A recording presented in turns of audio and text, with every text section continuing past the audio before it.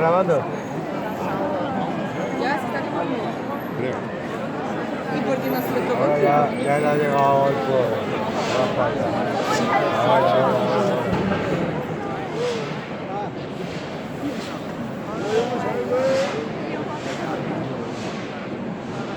Stilte en een zoekje. Een stilte.